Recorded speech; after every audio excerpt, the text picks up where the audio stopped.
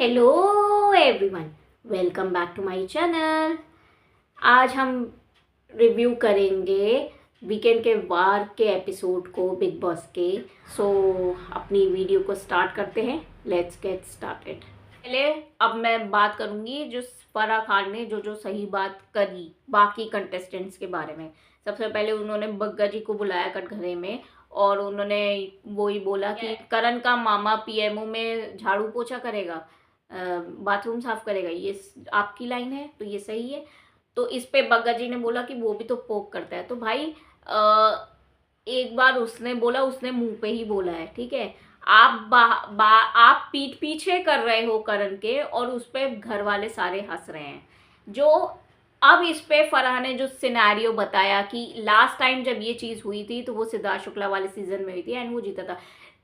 फराह खान ने कहीं से कहीं तक सिद्धार्थ शुक्ला को और करण को कंपेयर नहीं किया है। सो ये जो गलतफहमी बन गई है कि करण को कैसे सिद्धार्थ शुक्ला से कंपेयर कर सकती है फराह खान, तो वो चीज़ नहीं है।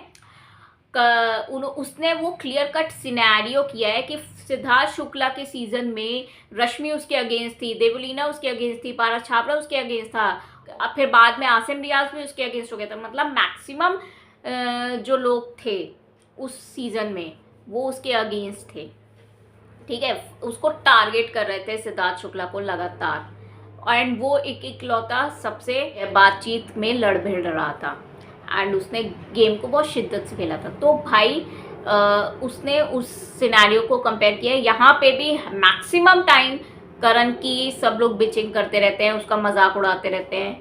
यही हमने अभी पिछले 1-2 हफ्ते में हम यही चीज़ देख रहे हैं। उसको लाइमलाइट मैक्सिमम दे ही रखी है कंटेस्टेंट्स हैं।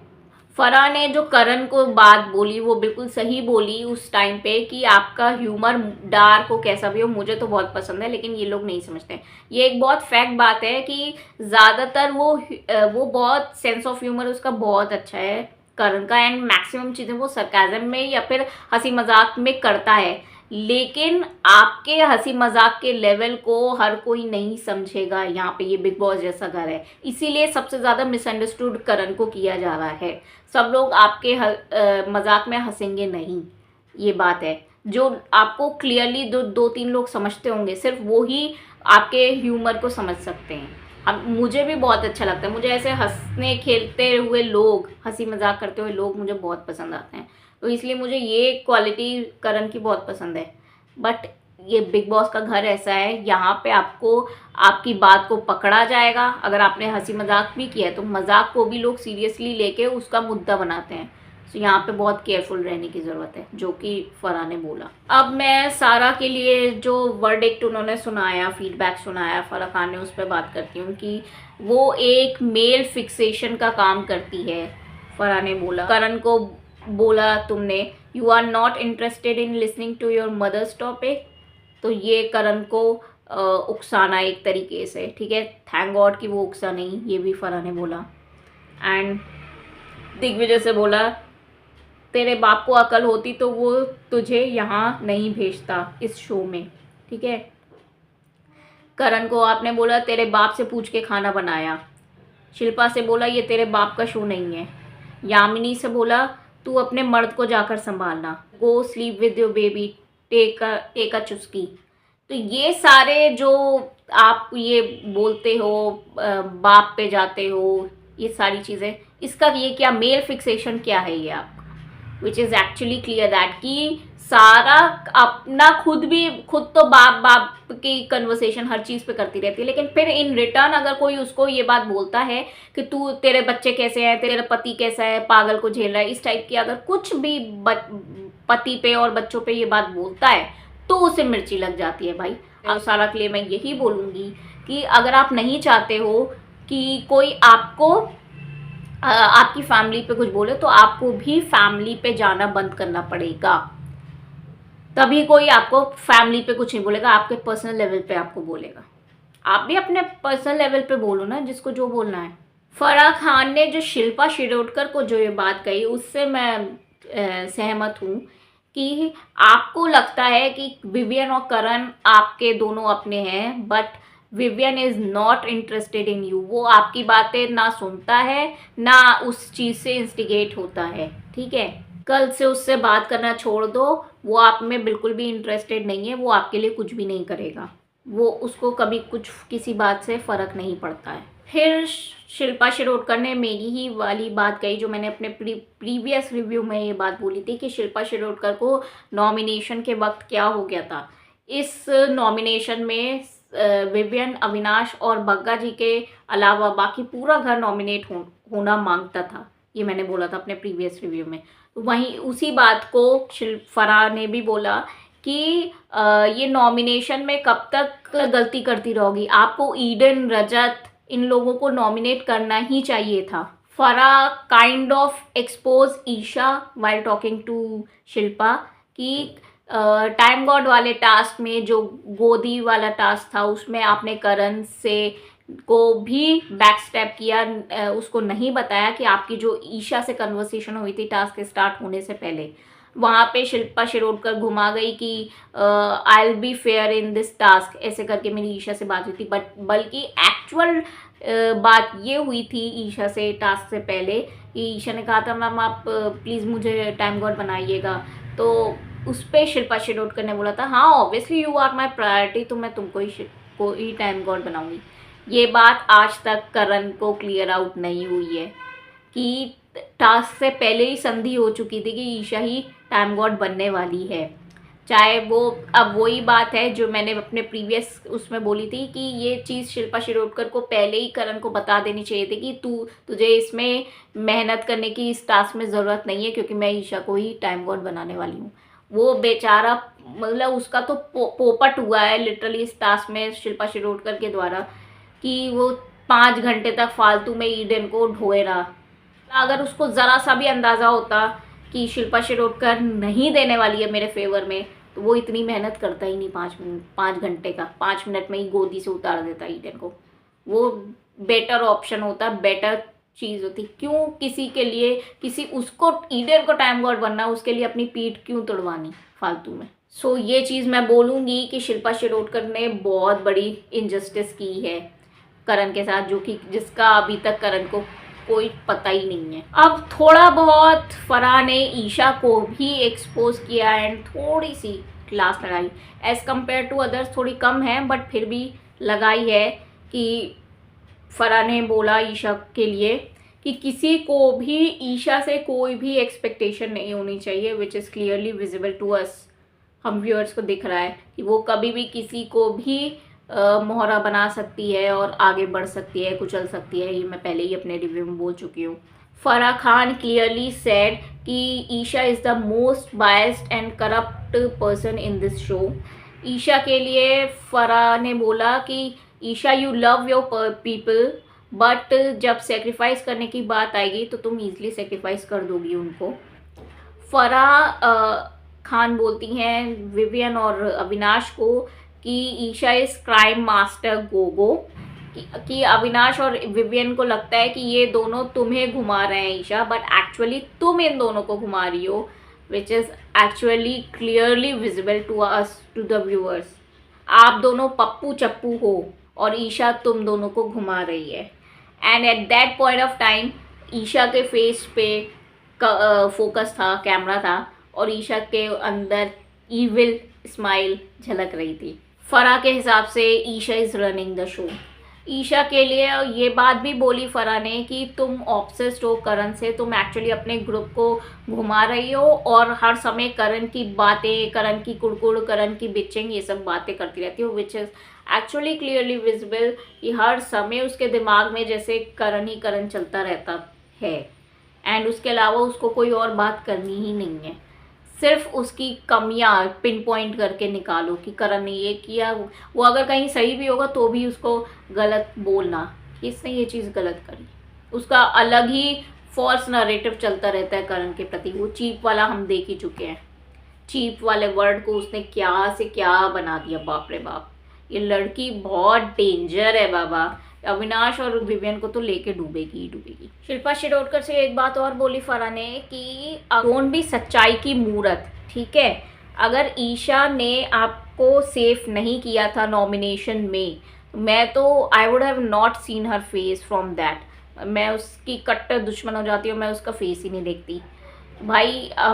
ये चीज़ तो अगर कोई और भी करता तो डेफिनेटली ईशा की यहाँ पे गलती है कि उस बग्गा जी तो ऑलरेडी सेफ थे, तो थर्ड प्रायोरिटी पे जिसने आपको टाइम गॉड बनाया है शिल्पा शिरोडकर, आपको भी उसको सेव करना चाहिए था विवियन और अविनाश के बाद, बट नहीं, आपने नहीं किया। सो कनिंग तो है बहुत ईशा लड़की। फराह ने रजत को और सारा को ये बात बोली, रजत को वार्निंग दी कि ये तुम्हारे लिए लास्ट वार्निंग है, अगली बार अगर तुमने कोई भी कॉलर को पकड़ा, गर्दन पकड़ा, कुछ भी पकड़ा और मारा पीटी करी तो you will be thrown out of this house. सारा के लिए बोला उसने कि आपने पानी फेंका या कॉफ़ी वॉफ़ी फेंकी या कुछ भी फेंका तो आप भी आउट हो जाएंगे इस शो से। वैसे तो वार्निंग भी नहीं मिलनी चाहिए थी, रजत एंड अविनाश को इस फाइट में निकाल ही देना चाहिए था। देवर ब्रूटल, बहुत बुरे थे ये दोनों ही। ऐसे ही आप किसी का कॉलर धक्का वक्का नहीं दे सकते, तो इट वॉज रॉन्ग। ठीक, फराह ने एक तरीके से रजत की आंखें खोलने की कोशिश करी कि आपने सारा नाम का एक भार ले रखा है, उसको आप बस प्रोटेक्ट करने में लगे रहते हो, विच इज़ क्लियरली विजिबल कि भाई सारा नाम के प्राणी को छोड़ दो, अपना खुद का गेम क्लियर कट खेलो, ये मैं कह रही हूँ। वरना गेम में पिछड़ते जा रहे हो रजत दलाल, बहुत ज़्यादा सारा की वजह से गेम खराब हो रहा है तुम्हारा। फराह ने ये बात बोली कि सारी औरतों की जिम्मेदारी क्या तुमने ले रखी है रजत दलाल, यहाँ पे किसी भी लेडी को अपने आप का प्रोटेक्शन करने के लिए रजत की ज़रूरत नहीं है, वो लोग खुद अपने आप को प्रोटेक्ट कर सकते हैं। रजत को ये बात भी बोली कि तुम्हारी बहन वो खुद को भी प्रोटेक्ट कर सकती है और इवन अगर तुम्हें ज़रूरत होगी रजत तो वो तुम्हें भी प्रोटेक्ट कर सकती है। तो ये चीज़ उसको अच्छे से समझाने की कोशिश करी। अब उसके दिमाग में कितना पल्ले पड़ा ये नहीं पता, लेकिन हाँ चलो ये अच्छा बोला। सारा और दिग्विजय की जो भी लड़ाई चल रही थी उसमें वो दोनों आपस में निपट सकते थे। रजत का वहाँ पे घुस के कॉलर वॉलर पकड़ना उसकी कोई ज़रूरत ही नहीं थी, सच बताऊँ तो, जो उसने पागलपंती करी है रजत ने। आई एम वेरी डिसपॉइंटेड कि अविनाश को ज़्यादा कुछ भी नहीं बोला, बस ये बोला कि आप अपने एग्रेशन पे थोड़ा वर्कआउट कीजिए एंड तुम्हारे और भी तो साइट्स होंगे, जैसे मिमिक्री वगैरह करते हो तो वो सब उन साइड्स को भी दिखाओ ना, सिर्फ एग्रेशन ही एक ही तुम्हारा साइड है, विच इज़ क्लियरली विजिबल कि एग्रेशन इतना ज़्यादा है, हद से ज़्यादा। आई डोंट नो इतना एग्रेशन क्यों लेके आया है वो इस शो में, ये कोई करेक्टर उसने पकड़ा है, रियल व्यक्तित्व क्या है, कुछ उसका समझ में ही नहीं आ रहा अविनाश का गेम बिल्कुल। मेरा पर्सपेक्टिव से आई लिटरली डोंट लाइक इतने एग्रेसिव पीपल। मुझे काइंड सॉफ्ट हार्टेड लोग बहुत पसंद आते हैं, मुझे मतलब हर चीज़ में लड़ने को आतुर जो लोग होते हैं ना वो मुझे बिल्कुल नहीं अच्छे लगते हैं। तो वो वैसा वो पोर्ट्रे कर रहा है अविनाश, विच इज़ मुझे इसीलिए मुझे from the very first day जब से देखना शुरू किया है मैंने, और मैंने कुछ एपिसोड शुरुआत के भी देखे 2-4, तो उसमें भी बहुत एग्रेसिव पर्सन है वो। Avinash is completely a horrible guy. वो खुद तो इतना एग्रेशन दिखाता ही दिखाता है लड़ाई में, चाहे वो उसने करण से लड़ाई की हो, चाहे वो उसने दिग्विजय से लड़ाई की हो, फिजिकल फाइट वो इतना प्रोवोक करता है कि वो फिजिकल फाइट में प्रवर्तित हो जाए, वो फाइट जो वोकल फाइट हो रही है कि दिग्विजय का कहीं ना कहीं हाथ उठ जाए या रजत का कहीं ना कहीं हाथ उठ जाए या करण का हाथ उठ जाए, वो ऐसा प्रोवोक करता है इतना ज़्यादा कि ये लोग मारें और निकलें, ये उसकी टेंडेंसी रही है from the very first day. I literally don't find him a sensible guy, बहुत ही ज़्यादा एग्रेसिव, विनर मटेरियल नहीं है अविनाश। अब ईडन की जो फराह खान ने क्लास ली है वो मुझे सबसे ज़्यादा अच्छी लगी, सबसे अच्छा पॉइंट ऑफ व्यू फराह का लगा कि ईडन को उन्होंने बोला जो 5 मिनट भी अगर कोई मेरे को ऐसे गोदी में उठा के रखता तो I would have been friends with that person for rest of my life, which is true that. अगर मैं भी उसकी ईडन की जगह पे होती तो मैं भी ज़िंदगी भर के लिए उस इंसान को दोस्त बना लेती। फराह ने बोला I would do anything for that person, same मैं भी उस इंसान के लिए मैं कुछ भी करती। अब इसके बाद फराह खान ने ईडन को बोला कि आपने उतरते ही उसकी करण की बैक बिचिंग करने लगी एंड आपने उसको नॉमिनेट किया for no reason, it was ridiculous, Eden was so rude to Karan, ungrateful Eden was trending on Twitter. You want this hashtag Eden, उससे पूछा गया। 4 घंटे के बाद आप सीधा रजत के पास गई, इट वॉज 10%। आपका कॉन्ट्रीब्यूशन सिर्फ 10% था एंड करण का कॉन्ट्रीब्यूशन 90% था उस टास्क में। आपको टाइम गॉड बनना था, उसका कुछ नहीं जा रहा था करण का, ठीक है। वो तो आपका फ्रेंड भी नहीं था, फिर भी वो आपके लिए इतना कर रहा था। सो आप इस तरीके से पे बैक करोगी? बोला ईडन आपके जैसा दोस्त कोई ना बने और आप पर कोई एहसान ना करें। सो ये जितना भी बोला है, this is the only opinion Eden के प्रति जो बोला है जिससे मैं टोटली एक एक वर्ड से एग्री करती हूँ फराह खान के। सो यहाँ पे मैं बोलूँगी कि जो ईडन को जो क्लास लगनी चाहिए थी वो एप्रोप्रिएट क्लास लगी है। थैंक गॉड, एटलीस्ट एक पॉइंट पे तो मैं कहूँगी कि मेकर्स ने एंड फराह खान ने कुछ ढंग का काम किया है। अब करण को फराह ने बोला कि यू प्लेड डैम वेल करण, और हार के जीतने वाले को बाजीगर कहते हैं। सो ट्रूली जस्टिफाइड स्टेटमेंट था ये फराह खान की तरफ से, एंड हम व्यूअर्स भी यही बात बोल रहे हैं। लिटरली दिल जीत लिया बंदे ने उस टास्क में। अब मैं बात करूँगी जो मेडल दिया है फराह खान ने करण को, वो एक्चुअली में एंड ये जितनी भी क्लास की जो भी बात करी है, फराह की जो मुद्दे जो थे जिस पे बात करी है बाकी घर वालों के प्रति, जैसे ईशा चला रही है विवियन और अविनाश को, और तुम लोग असिस्टेंट लग रहे हो ईशा के, ये सब जो भी बातें करी हैं, मेडल पहनाना करण को, ये एक्चुअली में करण को प्रेस करना नहीं था इसके पीछे की स्ट्रैटेजी। इसके पीछे की स्ट्रैटेजी ये थी कि विवियन जाग जाओ, अविनाश जाग जाओ। अगर यहीं तक तुम सीमित रहोगे कि तुम तीनों का बस एक ग्रुप है और ईशा के साथ तुम अपना मैक्सिमम टाइम बिताते रहोगे एंड घर के मुद्दों पे पार्टिसिपेट नहीं करोगे ढंग से, तो तुम गेम में पिछड़ जाओगे एंड क्लियरली करण ये बाजी मार ले जाएगा और जीत जाएगा ये शो। विवियन भी मैं बोलूँगी कि कुछ वीक से पीछे रह रहा था। वो शिल्पा शिरोडकर उससे ये बात कह रही थी कि रजत मेरे से बदतमीजी से बात कर रहा है, और लगातार विवियन को बोल रही थी। विवियन ने स्टैंड नहीं लिया वहाँ पे शिल्पा शिरोडकर के लिए, तो वहाँ पे उसका गेम खराब हुआ। फिर करण के साथ जब ईडन ने इनजस्टिस किया कि उसको अनग्रेटफुल रही, उसको नॉमिनेट किया, उसको थैंकफुल भी नहीं रही उसके 5 घंटे तक उठाने के लिए, वहाँ पे विवियन ने नहीं बोला कि तुझे करण के साथ ऐसा नहीं करना चाहिए था या करण के साथ तूने गलत किया, ऐसा कुछ भी विवियन ने नहीं बोला। तो ये सारी चीज़ें शो करती हैं कि वो कहीं ना कहीं लैग कर रहा है, अब वो पिछड़ रहा है इस गेम में। तो ये विवियन एंड अविनाश के लिए हमको एक तरीके से जगाने के लिए घंटी थी कि वेक अप मैन, आप दोनों को बकअप करना पड़ेगा इस शो में, वरना आपके हाथ से ये शो निकल जाएगा, ये ट्रॉफी निकल जाएगी। सो देखते हैं अब आगे उन लोगों को इससे कुछ चेतावनी से कुछ ये लोग जागते हैं नहीं जागते, अपना गेम सुधारते हैं नहीं सुधारते हैं, वरना तो क्लियर कट विनर करण दिख रहा है।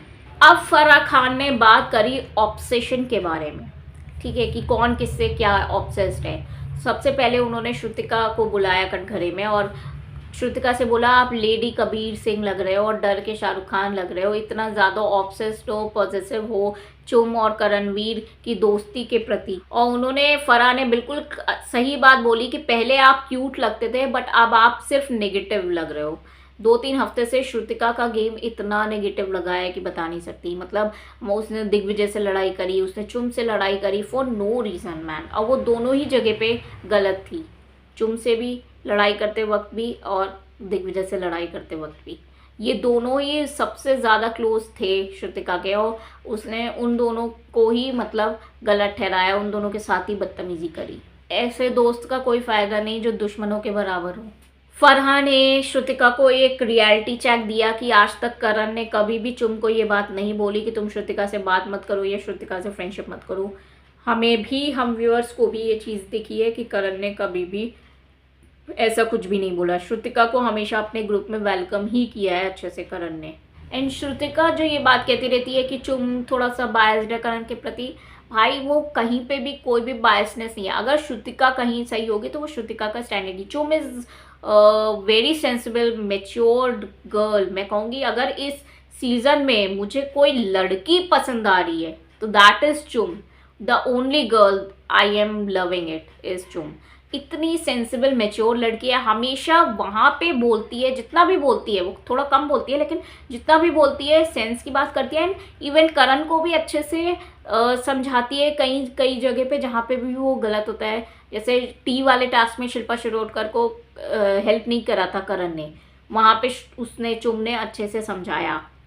सो एंड जहाँ पे भी स्टैंड लेने की बात होती है, चुम बहुत अच्छे से स्टैंड लेती है अपने लिए भी।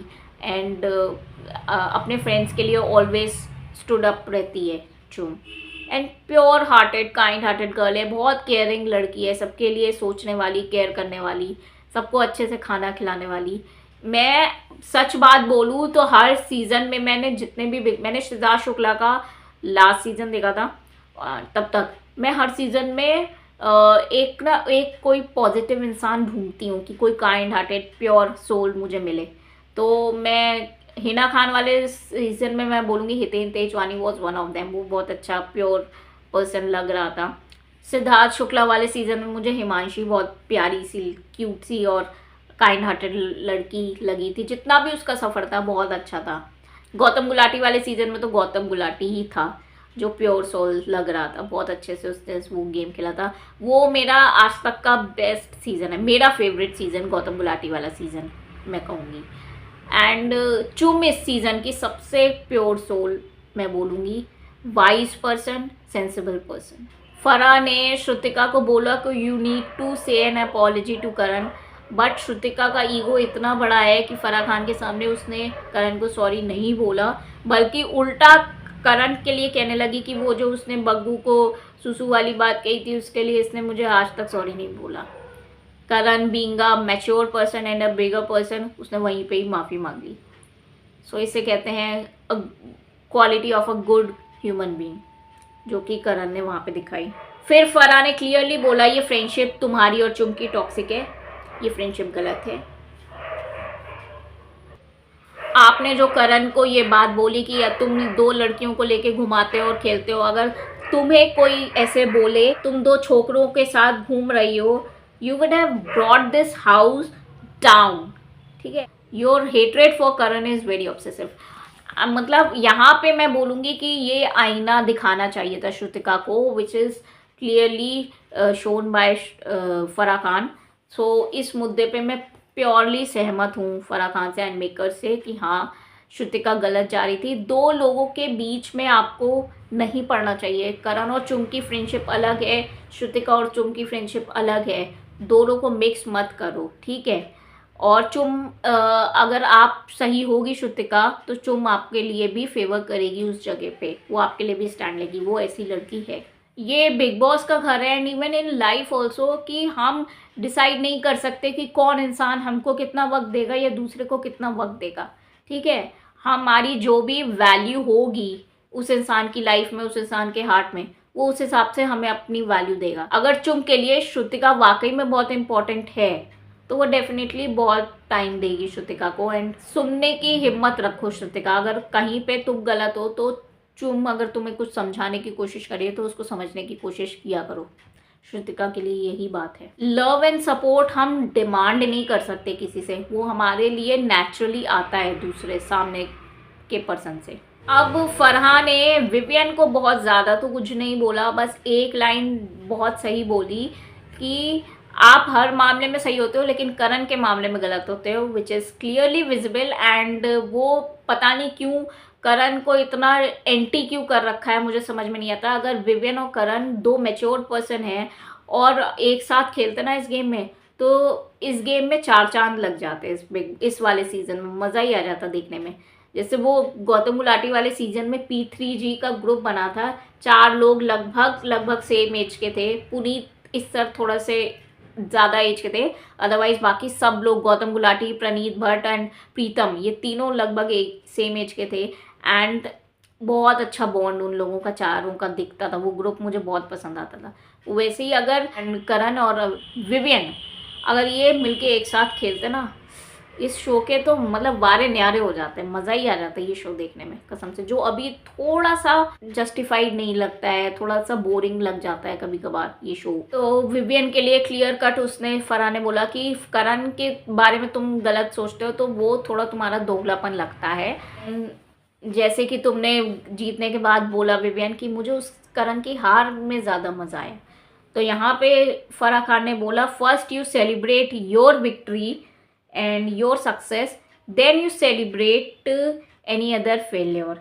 ठीक है, अगर हम ये सब सीख जाए ना तो we all will be in a better place. तो ये एक अच्छी सीख दी उन्होंने विवियन को कि आप दूसरों की क्यों हार इतना सेलिब्रेट कर रहे हो, बाद में करो, अपनी जीत को ज़्यादा सेलिब्रेट करना चाहिए, अपने लिए ज़्यादा खुश होना चाहिए इंसान को अगर वो कहीं पे जीता है। तो इतनी भी नफ़रत मत रखो कि दूसरे की हार से आप या दूसरे की जीत से आपको फ़र्क पड़े, जलन मचे, वो नहीं होना चाहिए इंसान के अंदर व्यक्तित्व वैसा। ये मैंने वीकेंड के बाद के दोनों एपिसोड्स के ऊपर जो फराह खान ने क्लास लगाई एंड किन मुद्दों पे वो सही थी, किन मुद्दों पे गलत थी, ये मेरा रिव्यू कंप्लीट होता है। अगर आपको मेरी वीडियो अच्छी लगी तो प्लीज़ लाइक कर दीजिएगा इस वीडियो को एंड कमेंट सेक्शन से भर दीजिए। आप सब्सक्राइब नहीं किया है तो प्लीज़ सब्सक्राइब कर दीजिएगा। Hit the bell icon for more updates. Thank you.